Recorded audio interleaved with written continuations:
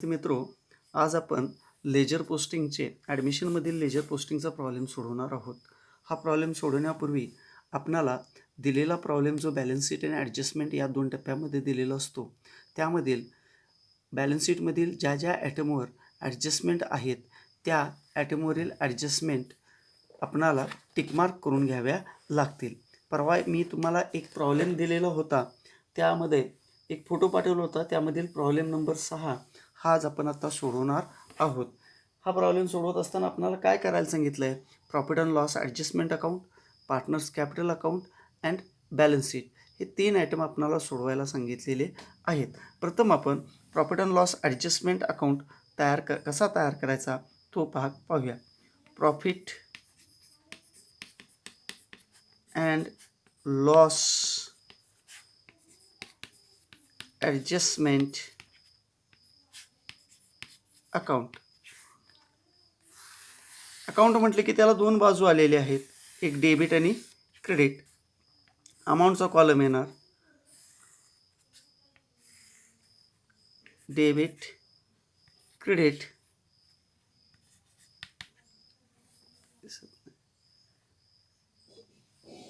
Particulars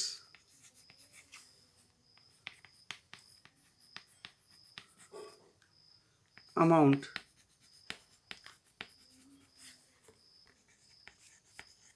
particulars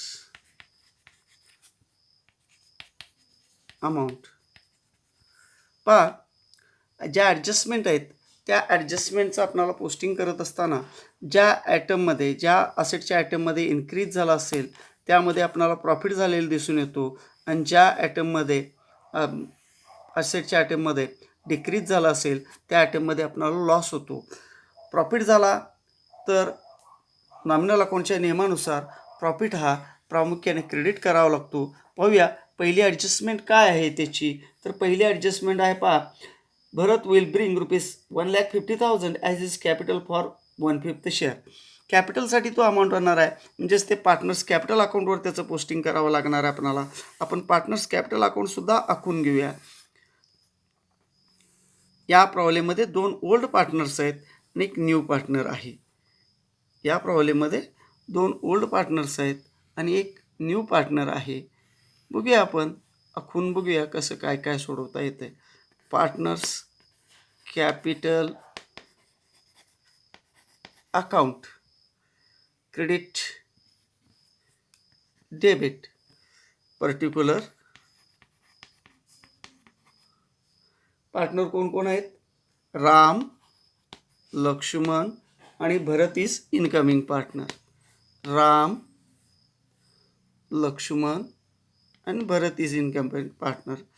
आता आपण हा प्रॉब्लेम सोडवत असताना पहिली ॲडजस्टमेंट होती आपली, भरतनं कॅपिटल आणल्यासंबंधी, ती कॅपिटल अकाउंटवर पोस्टिंग करायचं आहे. पण आता आपण कॅपिटल अकाउंटवर लगेच त्याचं पोस्टिंग करणार नाही आहे, तर असेट अँड लायबिलिटीमध्ये जो काय डिफरन्स पडलेला आहे त्याचं पहिल्यांदा आपण पोस्टिंग करून घेऊया. पाहूया, goodwill B opened in the books of the firm for ₹70,000. गुडविलचे सुद्धा adjustment profit and loss adjustment अकाउंटवर होत नाही, कारण का ती पार्टनर संबंधीचा आयटम आहे म्हणून होत नाही. प्रॉफिट अँड लॉस ॲडजस्टमेंट अकाउंटवर only the tangible asset and लायबिलिटीचंच पोस्टिंग करायचं आहे. थर्ड ॲडजस्टमेंट आहे, land and building be appreciated by 20%. Land and बिल्डिंगमध्ये इन्क्रीज झालेलं दिसून येतं आहे, त्यामुळं इन्क्रीज झालं म्हणजे प्रॉफिट झाला, म्हणून प्रॉफिट अँड लॉस ॲडजस्टमेंट अकाउंटच्या क्रेडिटला बाय लँड अँड बिल्डिंग किती टक्के झालं आहे? 20% झालेलं आहे. लँड अँड बिल्डिंगची अमाऊंट आहे 2,40,000 आणि 2,40,000च्या 20% होतं आहे. 10% झालं 24,000 आणि 20% होतं 48,000. त्यानंतर पुढची ॲडजस्टमेंट आहे, plant and machinery be depreciated by 15%. Depreciate झाले म्हणजे प्लांट अँड मशिनरीची किमतीत घट झाली म्हणजे आपला तोटा आहे. To plant and machinery, to plant and machinery 20% घट झालेली आहे. प्लांट अँड मशिनरीची किंमत आहे 1,30,000. 15% घट झालेली आहे, 1,30,000 म्हणजे 10% झालं 13,000 आणि 13,000च्या निम्मं 6,500 म्हणजे 13 19,500. 19,500. त्यानंतर reserve for bad and doubtful is to be maintained at 5% on debtors. म्हणजे डेटर्सवरती 5% RDD काढायचं आहे. म्हणजे डेटरची किंमत कमी होणार आहे. टू RDD, डेटरची किंमत कमी झाली, कंसात डेटर्स लिहा. किती डेटर्स RDD काढायचं आहे आपल्याला? 5%. डेटर्स आहेत किती आपले? 60,000. 60,000च्या 10% 6,000 झालं आणि 5% म्हणजे 3,000 रुपये.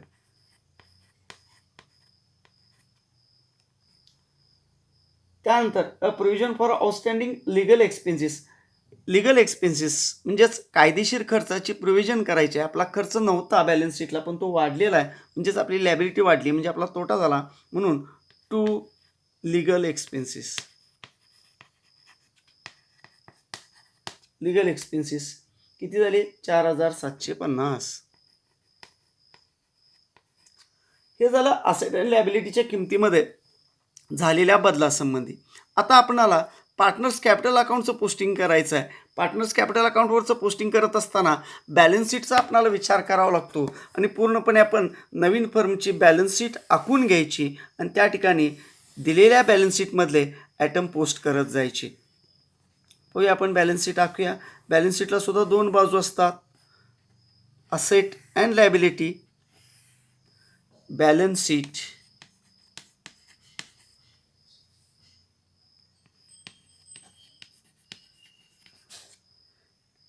ॲज ऑन, कधी ॲडमिट केलं आहे त्या ती तारीख लिहायची 1/4/2008. ही न्यू फर्मची बॅलन्स शीट आहे. डावी बाजू झाली लॅबिलिटी अमाऊंट, उजवी बाजू झाली असेट अमाऊंट. पहा, बॅलन्स शीटचा पहिला आयटम आहे लँड अँड बिल्डिंग. याच्यावर ॲडजस्टमेंट होती, आपण केलेली आहे. लँड अँड बिल्डिंग इनरला घ्या 2,40,000. त्यामध्ये ॲड इन्क्रीज झालं आहे, INCREASE. इन्क्रीज किती झालं आपलं? ते इन्क्रीज झालं 48,000. याची बेरीज करून आपण आउटरला नंतर घेऊ. त्यानंतर प्लांट अँड मशिनरी आहे. प्लांट अँड मशिनरीची किंमत दिली आहे 1,30,000 आणि त्याच्यावर डिप्रिशिएशन सांगितलं आहे. लेस डिप्रिशिएशन 15% सांगितलेलं होतं, ते आपण काढलेलं होतं बघा. प्रॉफिट अँड लॉस ॲडजस्टमेंट अकाउंटच्या डेबिटला 19,500, त्यामधनं ते वजा करायचे. 19,500. पुढचा आयटम कोणता आहे तो पाहूया आपण. सनरी डेटर्स. याच्यावर सुद्धा ॲडजस्टमेंट आहे. सनरी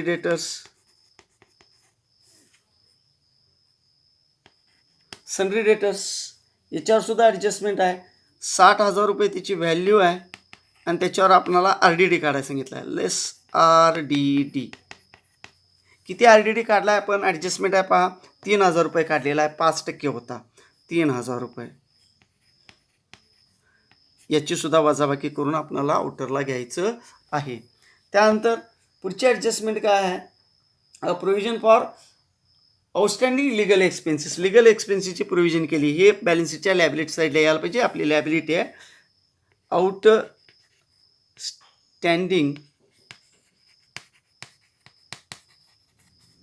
लिगल एक्सपेन्सेस. किती येते आपले आउटस्टँडिंग लिगल एक्सपेन्सेस आपले? तर 4,750. हे ऑलरेडी आउटरला जाणार, हे कशात ॲड होणार नाही.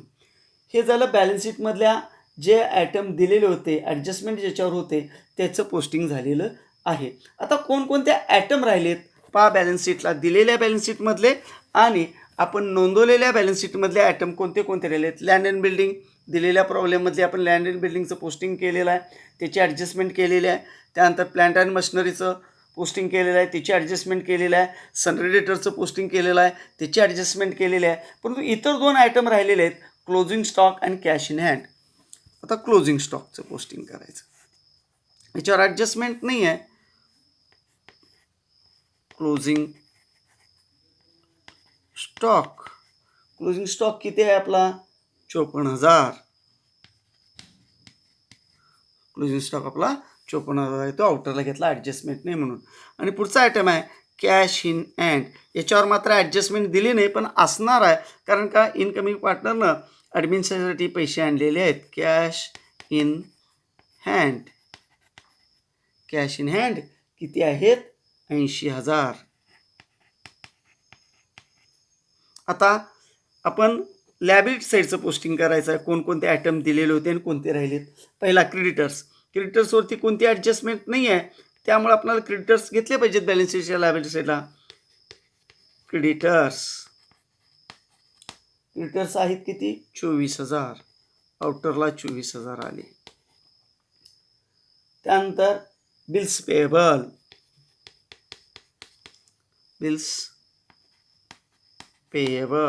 बॅलन्स शीटच्या लायबिलिटी साईडला आपण घेतलेले आहे, त्याच्यावर कोणती ॲडजस्टमेंट नाही. आउटरला 20,000 आले. त्यानंतर जनरल रिझर्व्ह दिलेला आहे. जनरल रिझर्व्ह हा आयटम पार्टनरच्या प्रॉफिटमधून बाजूला काढून ठेवलेला असतो, त्यामुळे ओल्ड पार्टनर्सना तो आपल्याला वाटून द्यावा लागेल. आणि हा जनरल रिझर्व्ह वाटून देण्यापूर्वी आपल्याला पार्टनर्स कॅपिटल अकाउंट जे आपण मेंटेन केलेले आहेत त्याच्यावर पार्टनरचं कॅपिटल अकाउंटचा बॅलन्स घ्यावा लागेल. आपण पार्टनर्सचा कॅपिटल अकाउंटचा बॅलन्स घेऊया, पाहूया. पार्टनर्स कॅपिटल अकाउंटवरचं पोस्टिंग. पर्टिक्युलर्स. पहिला आयटम क्रेडिट साईडचा, कारण क्रेडिट साईडला पार्टनर्स कॅपिटल अकाउंट आहेत. क्रेडिट साईडचा पहिला आयटम पाहायचा आहे आपल्याला. By balance C D. किती आहे बॅलन्स प्रत्येकाचा? रामचा आहे 2,40,000. रामचा 2,40,000 आणि लक्ष्मणचा आहे 1,70,000. 1,70,000. लक्ष्मणचा 1,70,000 आपण या ठिकाणी पोस्ट केलेला आहे. 1,70,000. लक्ष्मणचा 1,70,000 पोस्ट केला. त्यानंतर जनरल रिझर्व्ह दिला आहे, तो वाटून दिला पाहिजे बाय जनरल रिझर्व्ह, कारण अनडिस्ट्रीब्युटेड बॅलन्स आहे, हा वाटून द्यावा लागतो. त्यांचं प्रमाण आहे पहा 3:2 प्रमाणात. जनरल रिझर्व्ह आहे किती आपला? 64,000 आहे. 64,000 भागिले 5. 5 एके 5. 5 एके 5. राहिला 1. 5 दुनी 10. राहिले 4. 5 48. आपला भागाकार आला 12,800 गुणिले 3 आणि गुणिले 2. 3 0 0. 3 0 0. 3 0 0. 8 त्रिक 24 अशी 4. हातचे आले 2. 3 दुनी 6 2 8 आणि 3 एके 3. 38,400 आले रामला. आणि लक्ष्मणला 12,800 गुणिले 2 म्हटल्यानंतर बे 0 0 बे 0 0 बे 8 16. आजच्याला 1 बे 2 4 आणि 1 5 बे 1 बे 25,600. याला आला लक्ष्मणला 25,600. लक्ष्मणला आला 25,600. अशा पद्धतीने जनरल रिझर्व्ह वाटून दिला. आता आपल्याला वाटून द्यावा लागेल प्रॉफिट अँड लॉस अकाउंटचा balance by profit and loss account. पहा हा लॅबिलिटीला दिला आहे म्हणून क्रेडिटला वाटून द्यायचा. जर असेटला दिला असता तर डेबिटला वाटून द्यावा लागला असता, कारण लॅबिलिटी आहे म्हणजे प्रॉफिटचा बॅलन्स आहे. असेटचा असता तर तो लॉसचा बॅलन्स आहे, आणि लॉस म्हटल्यानंतर डेबिट नियमानुसार. म्हणून हा बॅलन्स आहे आपला प्रॉफिट अँड लॉस अकाउंटचा 46,000. हे 46,000 भागिले 5. 3:2 प्रमाण आहे म्हटल्यानंतर 46,000 भागिले 5 म्हटल्यानंतर 5 एके 5. 5 9 45. राहिला 1. 5 दुनी 10. 9,200 आलं गुणिले 3 आणि गुणिले 2.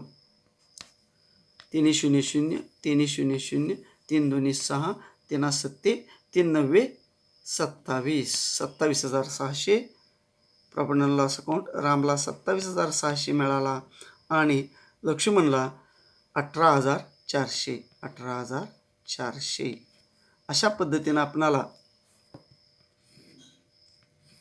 प्रॉफिट अँड लॉस अकाउंट वाटून द्यायचा आहे 18,400. अशा पद्धतीनं प्रॉफिट अँड लॉस अकाउंट वाटून दिला.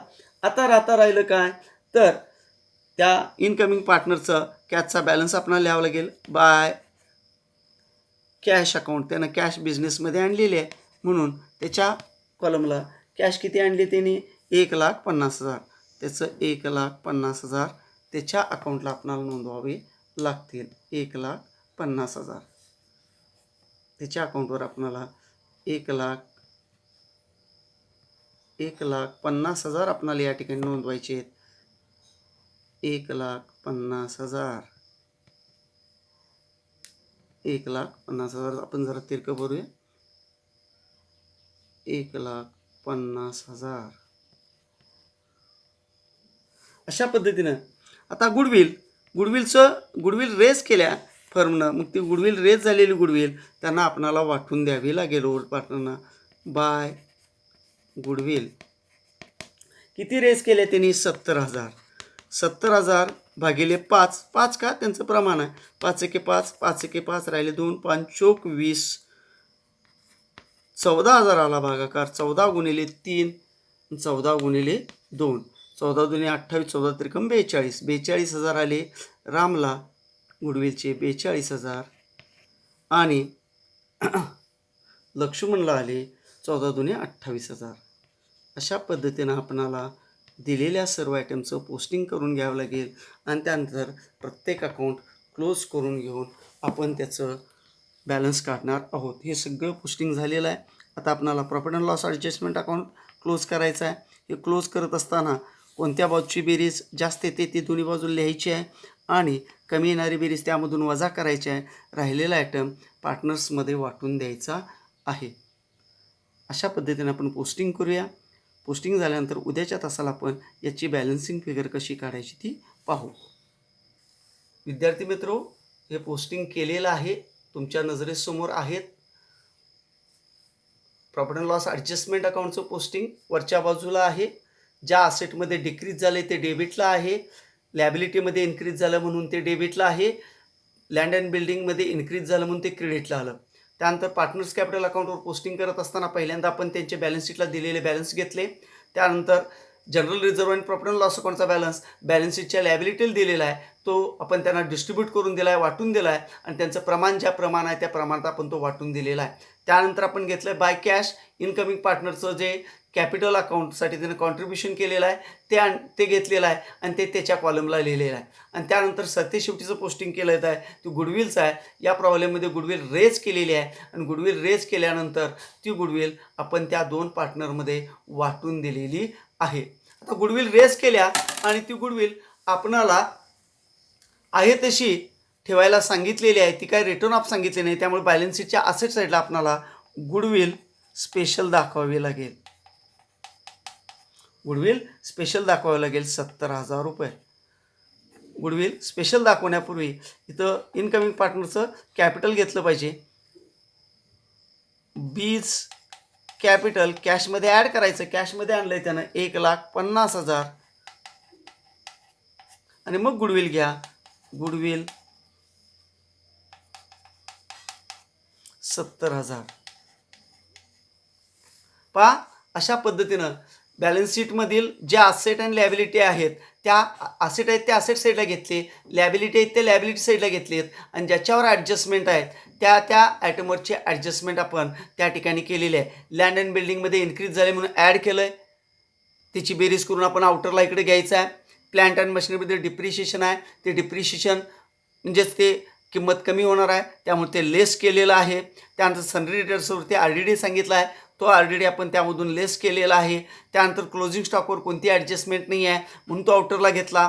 कॅश इन हँड परत इनरला घेतलं. कॅश इन हँडवर ॲडजस्टमेंट कोणती सांगितलेली नाही आहे, परंतु जो इनकमिंग पार्टनर आहे तो कॅशमध्ये त्याचा बॅलन्स आणणार आहे म्हणून तो बॅलन्स आपण 1,50,000 यामध्ये ॲड केलेला आहे. आणि सरती शेवटीची ॲडजस्टमेंट होती गुडविल रेज झालेलीची, ती गुडविल रेज झाली बट नॉट रिटर्न ऑफ म्हणून ती आहे तशी बॅलन्स शीटला दाखवायची आहे म्हणून बॅलन्स शीटच्या असेट साईडला आपण आउटरला 70,000 घेतलेले आहेत. त्यानंतर ॲडजस्टमेंटमध्ये आउटस्टँडिंग लिगल एक्सपेन्सेस सांगितलेले आहेत. आउटस्टँडिंग लिगल एक्सपेन्सेस सांगितलेले आहेत आणि त्याची प्रोव्हिजन करायची आहे म्हणजे आपली ही लॅबिलिटी आहे म्हणून लॅबिलिटी साईडला आपण ती आउटरला घेतलेली आहे. क्रेडिटर्स दिलेल्या बॅलन्स शीटमध्ये होतेच त्याच्यावर कोणती ॲडजस्टमेंट नाही म्हणून आहे तसं ते 24,000 आपण आउटरला घेतले. बिल्स पेएबल दिलेल्या बॅलन्स शीटमध्ये होते, त्याच्यावर कोणती ॲडजस्टमेंट नाही आहे म्हणून ते 20,000 आपण आउटरला घेतले. बाकीचे आयटम कोणते आहेत? पार्टनर्स कॅपिटल अकाउंटचा बॅलन्स आहे, जनरल रिझर्व्ह आहे आणि प्रॉफिट अँड लॉस अकाउंट आहे. हे आयटम पार्टनर संबंधी असल्या कारणानं आपण पार्टनर्स कॅपिटल अकाउंटवर त्याचं पोस्टिंग केलेलं आहे. बाय बॅलन्स सी डी म्हणून दोघांचे बॅलन्स घेतले, त्यानंतर जनरल रिझर्व्ह त्या दोघांना वाटून दिला, त्यानंतर प्रॉफिट अँड लॉस अकाउंट त्या दोघांना वाटून दिला, त्यानंतर इनकमिंग पार्टनरचं जे कॅश कॉन्ट्रीब्युशन होतं ते त्याच्या कॉलमला नोंदवलं आणि गुडविल रेज झालेली ते आयटम लिहिलेले आहेत. अशा पद्धतीनं आपल्याला ॲडमिशनचा प्रॉब्लेम सोडवायचा आहे. हा पोस्टिंग भाग झालं. उद्या आपण याचं बॅलन्सिंग आणि टॅली भाग हा पाहूया.